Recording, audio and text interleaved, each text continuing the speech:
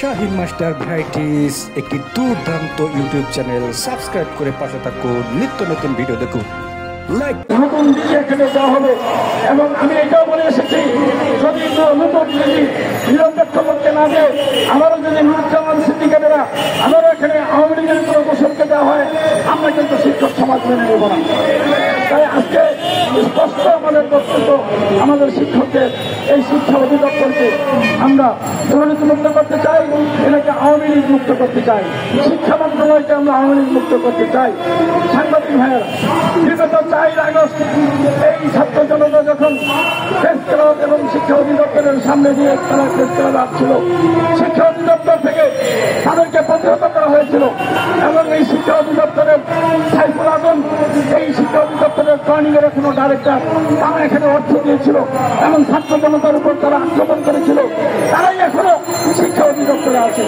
এই শিক্ষা অধিদপ্তরে যাদের তালিকা আমাদের কাছে আছে, এই তাদেরকে যদি প্রত্যাহার করে নিয়ে না যাওয়া হয়, এই ঘটনা ঘটবে শিক্ষা অধিদপ্তরে, তার দায় দায়িত্ব এই অন্তর্বর্তীকালীন সরকারকে কিন্তু দিতে হবে। অন্তর্বর্তীকালীন সরকারকে আমরা সব রকমের সহযোগিতা করে যাচ্ছি।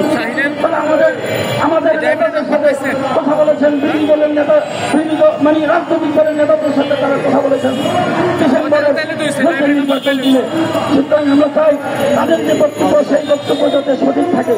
ডিসেম্বরের মধ্যে যদি নির্বাচন হয়, জনগণের যে ম্যান্ডেট নিয়ে যারা ক্ষমতায় আসবে, তখন কিন্তু এই ধরনের ব্যক্তি যারা এখন দালালি করছেন, এই দালালদের কিন্তু যথাযথ শাস্তি দেওয়া হবে, তাদের বিচার করবে শিক্ষক সমাজ, তাদের বিচার নিজেদের হাতে তুলে নিতে হবে।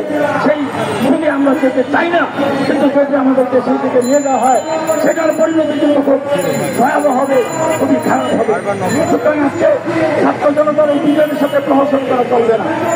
এখানে আমাদের শিক্ষকদেরকে, আপনাদেরকে অষ্টম শিক্ষা কল্যাণ ট্রাস্ট অনেক শিক্ষক আবেদন করেছে, 5 থেকে 6 বছর হয়েছে, 10 বছর আছে, তাদের টাকা দেওয়া হচ্ছে না, টাকা দিতে পারে নাই। আমরা যোগাযোগের মাধ্যমে, সামাজিক যোগাযোগের মাধ্যমে প্রত্যেকে জানতে পেরেছি এখানে টাকা নাই।